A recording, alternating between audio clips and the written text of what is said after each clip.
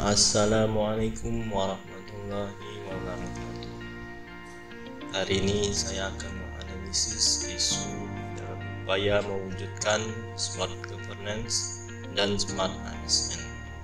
Saya peserta pelatihan dasar CPNS tahun 2022 golongan 3 angkatan 35 kelompok 3. Hari ini saya akan menganalisis isu sesuai dengan tupoksi saya, yaitu pustakawan. Menurut Undang-Undang Republik Indonesia Nomor 43 Tahun 2007 tentang perpustakaan disebutkan bahwa pustakawan seorang yang memiliki kompetensi yang diperolehnya, baik itu melalui pendidikan atau pelatihan kepustakawanan, serta mempunyai tugas dan tanggung jawab untuk pengelolaan dan pelayanan perpustakaan. Di dalam undang-undang tersebut, di bab 5 tentang layanan perpustakaan dijelaskan terdapat 7 poin, yaitu yang pertama, pelayanan perpustakaan dilakukan secara prima dan beratensi bagi kepentingan perpustakaan. 2. Setiap perpustakaan menerapkan tata cara layanan perpustakaan berdasarkan standar nasional perpustakaan. 3. Setiap perpustakaan mengembangkan layanan perpustakaan sesuai dengan kemajuan teknologi informasi dan komunikasi. 4. Layanan perpustakaan sebagaimana dimaksud pada ayat 1 dikembangkan melalui pemanfaatan sumber daya perpustakaan untuk memenuhi kebutuhan perpustakaan. 5. Layanan perpustakaan diselenggarakan sesuai dengan standar nasional perpustakaan untuk mengoptimalkan pelayanan kepada perpustakaan. 6. Perpustakaan terpadu diwujudkan melalui kerjasama antar perpustakaan. 7. Layanan perpustakaan secara terpadu sebagaimana dimaksud pada ayat 6 dilaksanakan melalui jejaring telematik. Itulah sesuai dengan tupoksi saya di pelayanan perpustakaan. Berikut adalah beberapa isu yang ada di pelayanan perpustakaan. Yang pertama yaitu koleksi perpustakaan yang kurang terupdate. 2. Sedikitnya sumber daya manusia khususnya di perpustakaan. 3. Kurangnya sosialisasi pelayanan perpustakaan. 4. Kurangnya media informasi mengenai pelayanan perpustakaan. Dan yang terakhir, tidak maksimalnya penggunaan katalog online atau yang sering disebut dengan OPAK. Berikut adalah dampak isu jika tidak diselesaikan. Yang pertama, koleksi perpustakaan yang kurang update, maka dampaknya pengunjung tidak mendapatkan informasi yang dibutuhkan, koleksi perpustakaan tidak terupdate atau mutakhir, pelayanan yang diberikan tidak prima, perpustakaan akan ditinggal atau sepi pengunjung. Yang kedua, sedikitnya sumber daya manusia terkhususnya pustakawan, maka dampaknya pelayanan tidak profesional, pelayanan yang diberikan tidak sesuai, tidak bisa mengembangkan pelayanan. Yang ketiga, kurangnya sosialisasi pelayanan perpustakaan, dampaknya pengunjung tidak mengetahui jenis layanan yang ada di perpustakaan. Yang keempat, kurangnya media informasi mengenai pelayanan, maka berdampak pengunjung tidak mengetahui jenis layanan yang ada di perpustakaan.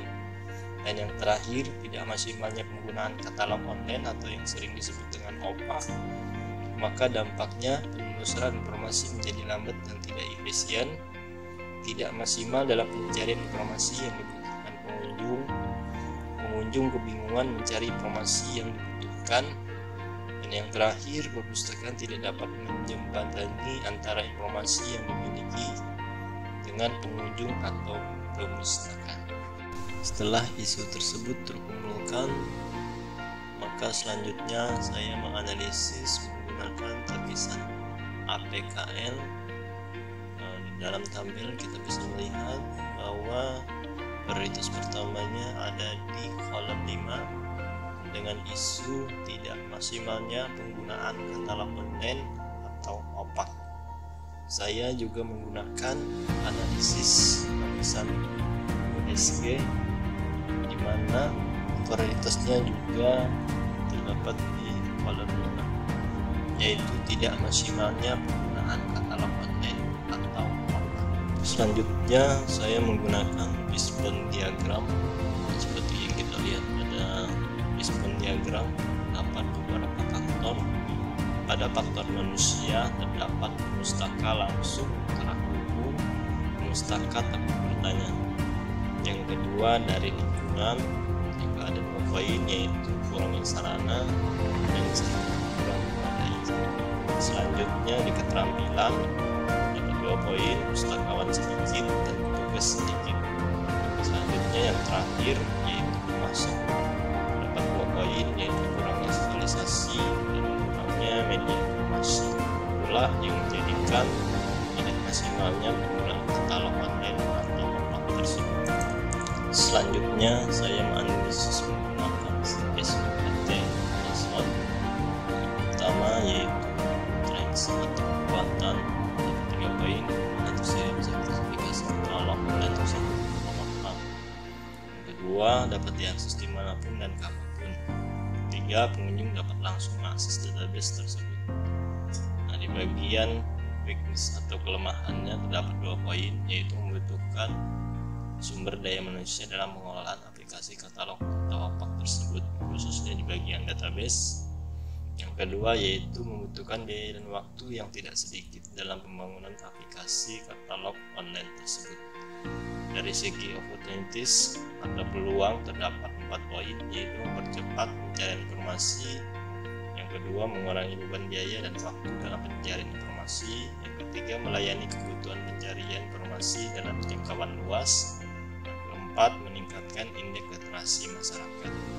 Dan yang terakhir yaitu threats atau ancaman, dapat 2 poin, database dapat diserang atau di-attack oleh siapa saja dan disalahgunakan karena sudah berbasis online. Dan yang kedua, database bisa musnah. Berikut adalah beberapa alternatif penyelesaian isu tersebut. Yang pertama yaitu dengan cara sosialisasi.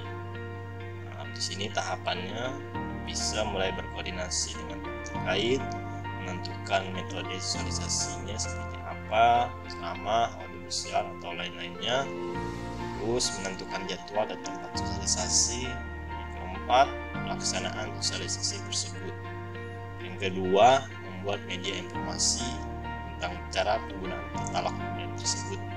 Nah, di sini tahapannya, yang pertama berkoordinasi dulu dengan pihak terkait.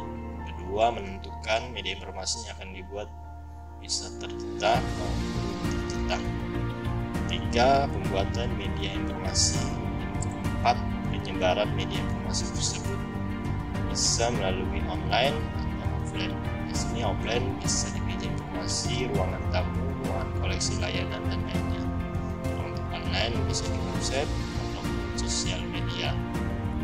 Yang ketiga yaitu pustakawan secara langsung menanyakan dan mengarahkan pustaka ke penelusuran menggunakan katalog online. Nah, di sini tahapannya bisa pustakawan mendatangi terlebih dulu kepada pengunjung dan menanyakan kebutuhan informasi yang dicarinya. Selanjutnya, pustakawan mengarahkan ke katalog untuk pencarian informasi tersebut. Nah, di sini pustakawan harus membimbing penggunaan katalog tersebut. Jika pemustakanya ini tidak mengerti cara penggunaannya.